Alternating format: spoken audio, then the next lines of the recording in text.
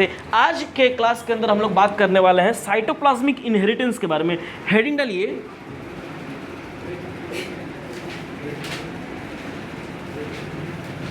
Cytoplasmic inheritance. हम लोग आज का क्लास में पढ़ने वाले हैं साइटोप्लाज्मिक इनहेरिटेंस के बारे में हम लोग पढ़ने वाले हैं। बहुत ही स्पेशल टॉपिक है, बहुत ही मज़ेदार टॉपिक है। आपको नाम से ही समझ में आ रहा होगा।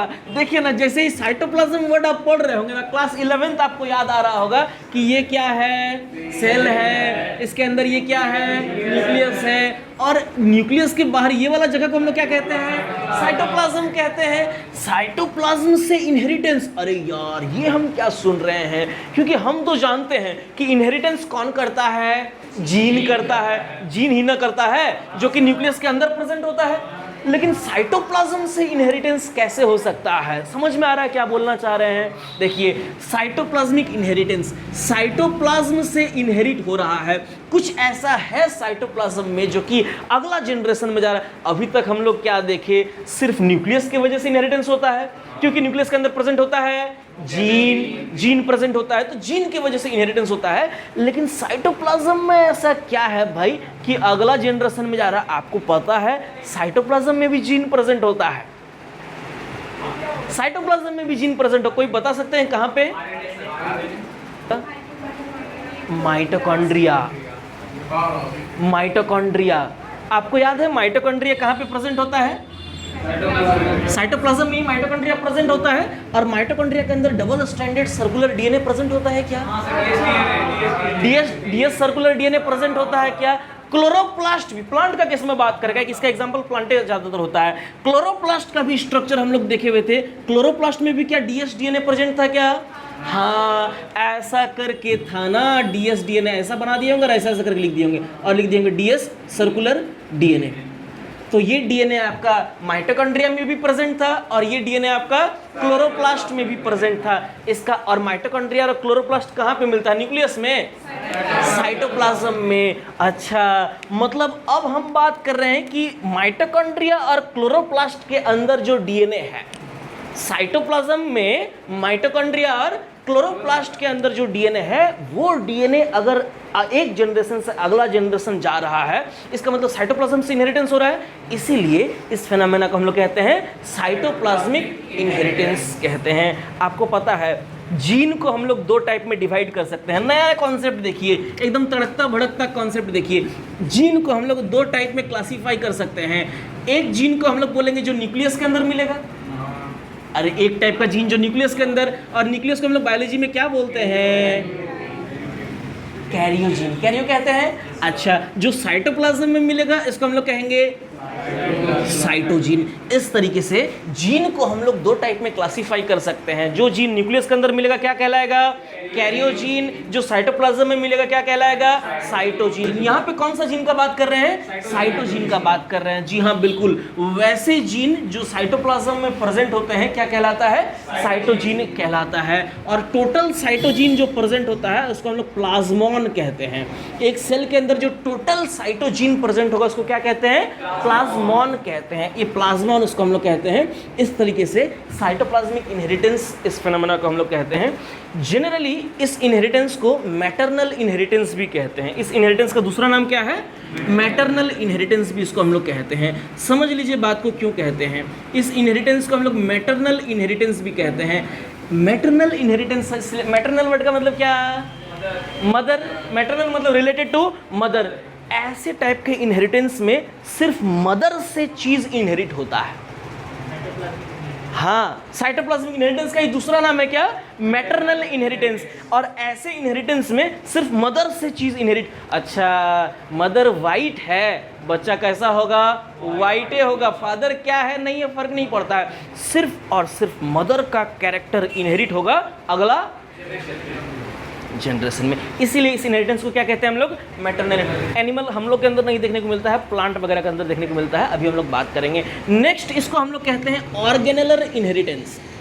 ऑर्गेनेलर इनहेरिटेंस। ऑर्गेनेलर इनहेरिटेंस क्यों कहते हैं इसको? क्योंकि ऑर्गेनेल के वजह से इनहेरिटेंस होता है। कौन कौन सा ऑर्गेनेल? माइटोकॉन्ड्रिया, क्लोरोप्लास्ट, जी हाँ बिल्कुल। प्लास्टिड, क्लोरोप्लास्ट का कॉमन नेम क्या बोलते हैं? प्लास्टिड बोलते हैं। प्लास्टिड के अंदर ही क्लोरोप्लास्ट, क्रोमोप्लास्ट और ल्यूकोप्लास्ट, 3 टाइप का प्लास्टिड होता है। क्लास 11th में पढ़ाए होंगे, क्रोमो, क्लोरो और ल्यूकोप्लास्ट है। तो ये माइटोकॉन्ड्रिया और प्लास्टिड के थ्रू इनहेरिटेंस होता है, इसलिए इस इनहेरिटेंस को हम लोग क्या बोलते हैं? मैटरनल या ऑर्गेनेलर इनहेरिटेंस भी हम लोग इसको बोलते हैं। एग्जाम्पल 1 डालिए, मिराबिलिस जालापा, कॉमन नेम इसका क्या है? चरबजिया प्लांट, 4 o'clock प्लांट भी इसको हम लोग कहते हैं, 4 o'clock प्लांट, चरबजिया प्लांट इसको हम लोग बोलते हैं। छोटा छोटा फूल होता है, देखा है अरविंद चरबजिया प्लांट? नहीं देखा? अरे 4 बजे उसका फूल खिलता है, हम लोग तो बचपन में बहुत देखते थे।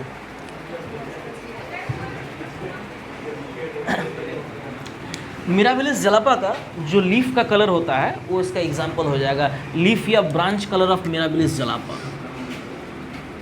लीफ या ब्रांच का कलर, इसका लीफ या ब्रांच का कलर जो है 3 कलर का हो सकता है। एक कलर हो सकता है पेल, पेल का मतलब होता है एकदम येलो, मतलब हल्का येलो कलर का, समझते हैं? हाँ, कैलेंडर जैसा हल्का येलो कलर का रहता है, उसको हम लोग बोलते हैं पेल येलो कलर। फीका फीका कलर होता है पेल येलो कलर। दूसरा इसका कलर हो सकता है ग्रीन, और तीसरा कलर इसका हो सकता है वेरिएगेटेड। वेरिएगेटेड मतलब होता है मिक्स, वेरिएशन है। हाँ, पीला भी है, हरा भी है, सब मिक्स में है, तो ऐसा कलर को हम लोग क्या बोलते हैं? वेरिएट। अच्छा, आप लोग जानते हैं प्लांट में जो कलर आता है वो कलर प्लास्टिड की वजह से आता है, बोलिए हाँ कि ना?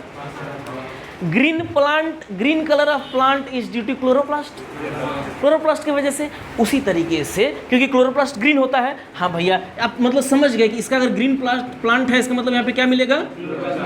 क्लोरोप्लास्ट मिलेगा। और पेल अगर है तो यहाँ पे मिलेगा ल्यूकोप्लास्ट, और अगर वेरिएगेटेड है तो यहाँ पे मिलेगा बोथ क्लोरोप्लास्ट, लिखते चलिए, एंड ल्यूकोप्लास्ट।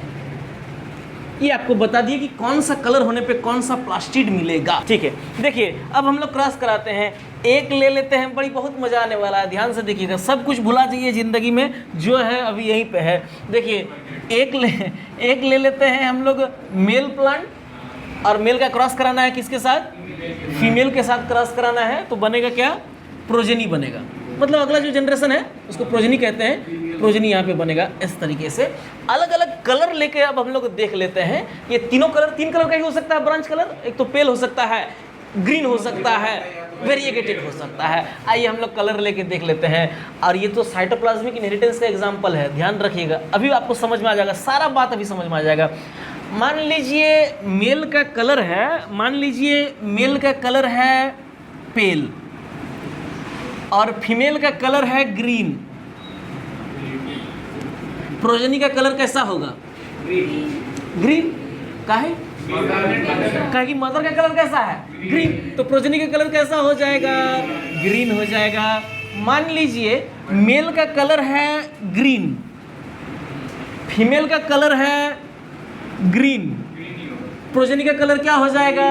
ग्रीन हो जाएगा। काहे कि मदर ग्रीन है। मान लीजिए मेल का कलर है, यानी कि फादर का कलर है वेरिएगेटेड